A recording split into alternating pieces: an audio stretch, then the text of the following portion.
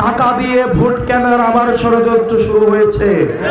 আমরা যাদেরকে ভালোবাসা দিয়ে কিনে নিয়েছি, আপনারা তাদেরকে অর্থ দিয়ে কিনতে পারবেন না। কেন্দ্র কমিটিতে যারা আছেন, আপনারা সকালে কেন্দ্রে গিয়ে আপনারা ফলাফল না আনা পর্যন্ত আপনারা ভোট কেন্দ্রগুলোতে অবশ্যই অবস্থান রাখবেন। হয়তো আপনি অন্য বিএনপির রাজনীতি করেন, অন্য কোনো দলের রাজনীতি করেন, আমরা আপনাদের কষ্টটা বুঝি। বিশ্বাস করেন, আপনি দেবিদ্বারে যে উন্নতি চান, আমিও সেই উন্নতি চাই। আমি দেবিদ্বারকে ব্যবসায়িক প্রতিষ্ঠান মনে করি না যে যেখান থেকে টাকা নিয়ে আমি আমার ব্যক্তিগত প্রয়োজন মেটাবো। এখানে যারা আছেন, আপনারা 12 তারিখ সকালে 7:30টায় আপনারা সবাই ভোট কেন্দ্রে চলে যাবেন এবং ফার্স্ট আওয়ারে ভোট দিয়ে এসে নারীরা বাসায় চলে আসবেন।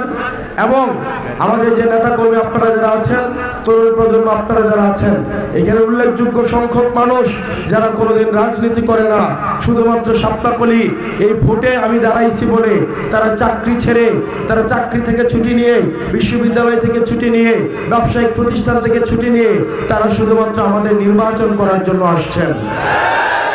আপনারা যারা আছেন বাংলাদেশ জামাত ইসলামের কর্মী,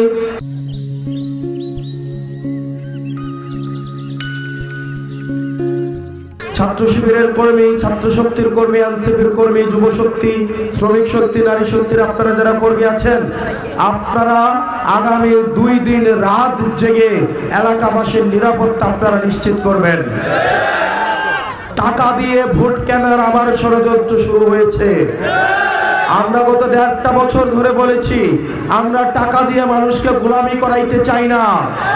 আবার এখানে কালো টাকার পাহারা চলে আসছে। কালো টাকার মোহরা দিয়ে ভোট কেনা যাবে না।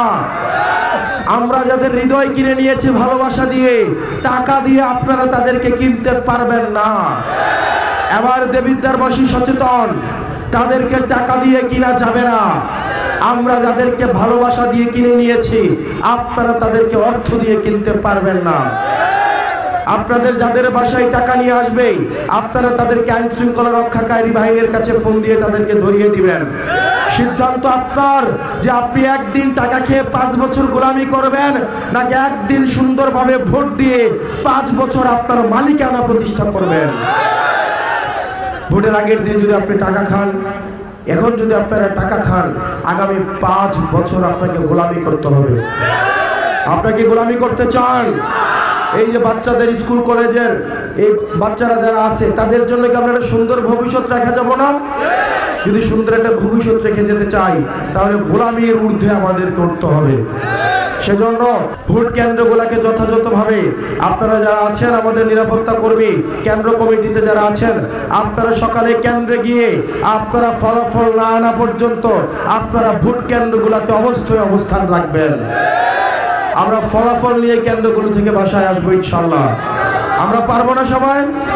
পারবো না সবাই? আগামী 3 দিন সবাই আপনাদের সর্বোচ্চটা দিয়ে ভোটার সংযোগ অব্যাহত রাখুন। কোনো ঘুমানো যাবে না, কোনো বিশ্রাম নেওয়ার সময় নাই। প্রত্যেকটা ঘরে ঘরে ভোটার স্লিপ পৌঁছাইতে হবে, প্রত্যেকটা ঘরে ঘরে আমার দাওয়াত পৌঁছাইতে হবে, ভোটারদেরকে ভোট কেন্দ্রে নিয়ে আসতে হবে। আপনারা সবাই এটা নিশ্চিত করতে পারবেন তো ইনশাল্লাহ?